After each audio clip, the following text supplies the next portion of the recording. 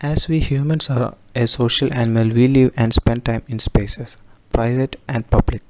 Space is defined by many factors like political, religious, economic, and social factors.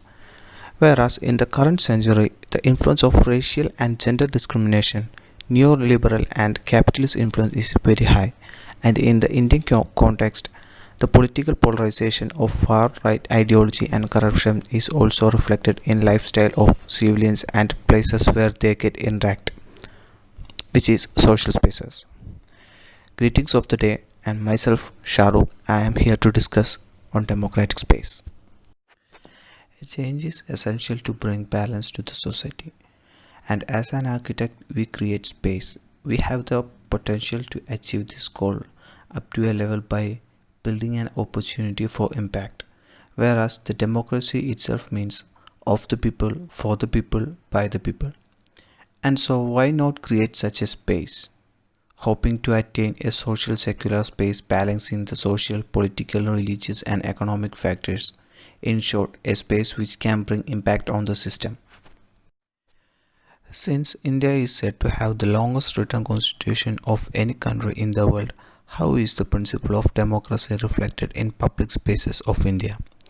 Whereas, what are the difference of spatial experiences in a space which is said to reflect democratic rights than from a space which is less of democratic? And also, what are the factors necessary in order to make a public space a democratic one? To find the solution of the issue, we need to study, and the aim is to study, to understand, and to analyze the influence of democracy in a space. For that, we need to analyze the factors responsible for differentiating a democratic space and a space which hinders it, and the factors which prevents a public space to be a democratic one. If the study goes well, the conclusion can be used to lay the basics for a prototype design and conceptual ideas like practical purposes and for thesis designs. The basic study is limited to Indian context, where the paper is done as documented study and analysis. A secondary study which is based on existing circumstances of India and Indian society. And the socio-cultural political problem in our democratic country is so vague that we can't deal with all of them at a single shot. Before coming into details, to get a basic understanding, an outline reading of few articles is done, and some of them are mentioned here. Features of the democratic oriented public squares. The squares and spaces which works because people of all ages and backgrounds use them, feel comfortable there, and they feel accepted there and have the freedom to congregate as a mass, alone, or in clusters of family and friends. Social value of public space. A successful public space generally needs to offer four qualities. It should be accessible, it should be comfortable, and have a good image. People should be able to engage in any array of activities, and it should be sociable. Civil society and democracy. As I said earlier, democracy itself means of the people, for the people, by the people.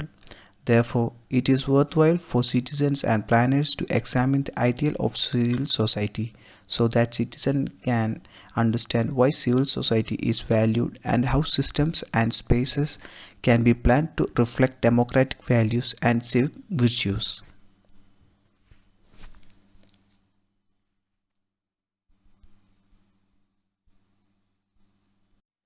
Social dimension of civic space or civic association.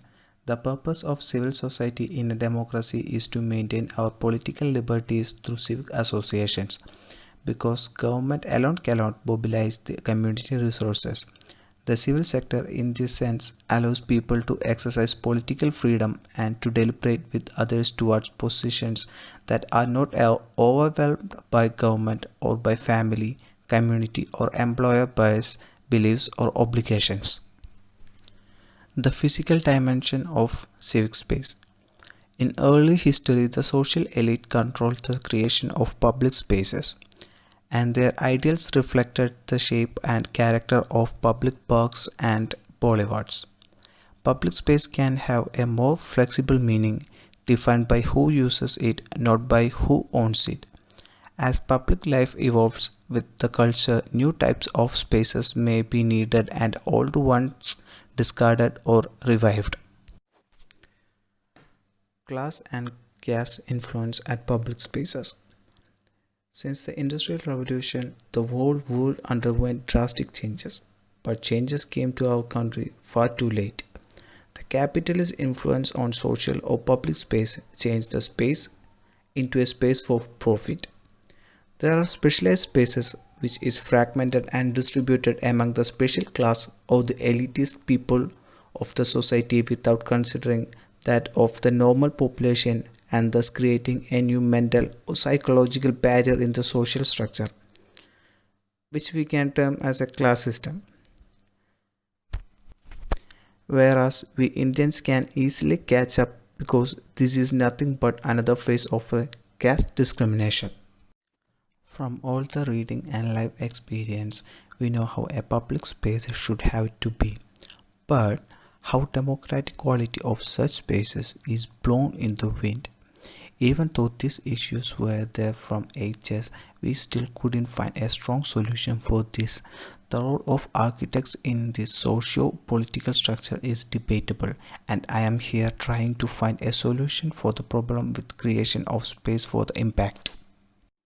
The paper is done as a documented study and analysis, a secondary study based on the existing circumstances of India and Indian society, with proper literature reviews and studies, and backing it up with current scenario with some live experiences. Jawaharlal Nehru University, even though being a campus, JNU is best example for democratic space in India. In the time of its bill establishment, Bhushan Gupta, the MP, said that there should not be just another university. New faculties should be created, including one for scientific socialism. Another thing the university could ensure was accessibility to students from weaker sections of the society. The democratic structure and inclusive design of JNU is notable. Kerala State Secretariat and Kerala Legislative Assembly both are literally the space for democracy. They, they are the best example for space where democracy is implemented. Democratically elected government govern and serve the people right from these places. The functional transparency and the spaces like museum to promote democratic awareness among the young society is notable, whereas the majestic size is debatable and there is only limited space for people to question the government for their rights. Connaught Place. This place is a colonial monument, but a major discrimination of class system was visible here. Only elites were welcomed here, which forced the normal people to imitate to come up with them, which is the after effect of psychological barrier created by class system. When we go for some literature on the topic, the first thing we should go for is the Basic for Democracy, which is the longest written constitution itself, which we the people of India having solemnly resolved to constitute India into a sovereign socialist secular democratic republic and to secure to all its citizens justice, social, economic and political liberty of thought, expression, beliefs, faith and worship, equality of status and opportunity, and to promote among them all with fraternity. Hence, any public spaces are of democratic character. In such space, we have our democratic freedom to participate in our activities, which comes under our constitutional right. In production of space, Lefebvre points out abstract space where a specific spectrum of society is only accepted, just like caste-based discrimination in India, where people are not allowed in temples, prohibiting usage of public well, etc. And differential space, which is public spaces like park and malls, where we talked about the psychological barrier prevails based on the class.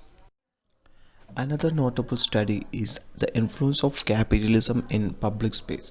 As said, there is a psychological barrier created among people because the public space have changed into space for profit, where people are seen only as commodity for the profit and is placed above humanity. Moreover, the intrusion of technology which is aimed to flush out normal people out of such spaces, which makes the place exclusive, literally which is against the character of public space and the future of democracy.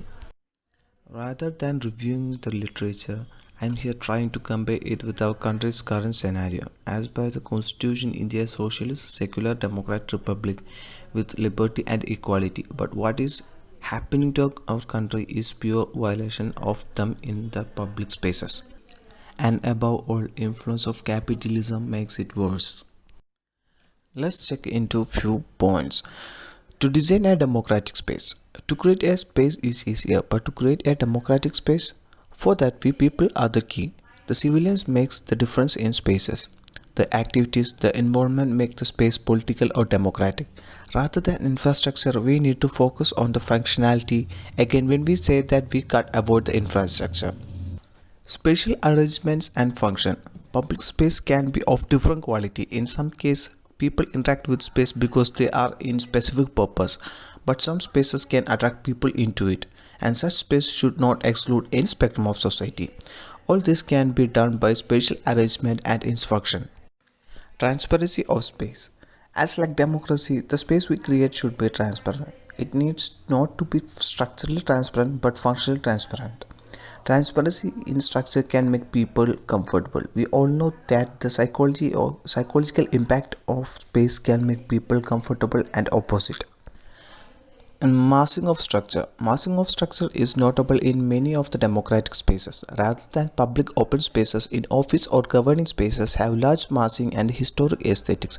Most of them are because the old force and powerhouse of kings are converted into democratic spaces. Whereas in public space, large monumental structures are placed to feel the dominance. But is it good or bad? We can say both, because when we look upon on the old large structures, they resemble the dark old age where the kings and landlords are supreme and other people were afraid of them.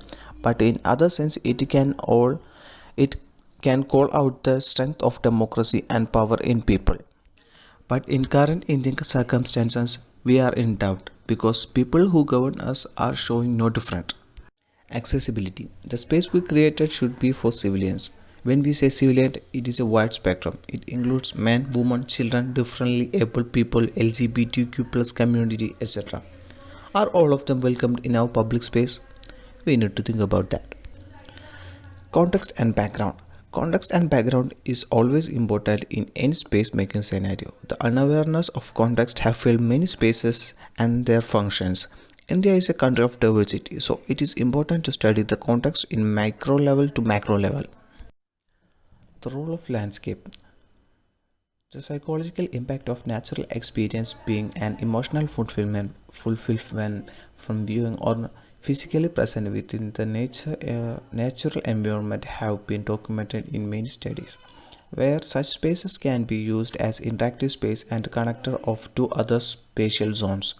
Landscape and open space or green space are proven to reduce the stress in human beings. Stress reduction is proven to have good influence on the students pursuing creative studies. Flexibility of space. Because when we build a space, it can't be used continuously. There will be time where there is no specific activity is happening. In that case, we can utilize flexible spaces for another activity which welcome different types of community from the society. For space with mixed typology, it is an example. When we conclude, we need to keep the points we discussed above. And I can say again that architecture are creator of space. They can bring impact on people or society as a whole. As I said earlier, in scope and limitation, there are different possibilities to create a space that brings impact on the society. Years of cultural and social practice which is undemocratic and the narrow-minded people, including you and me, to accept the change has to change. Their mind has to be enlightened. More of space that can bring impact on the society has to be created. The confirmation biased mind of us is pulling us from accepting from the change. We can create a platform to make this happen by creating some space of impact.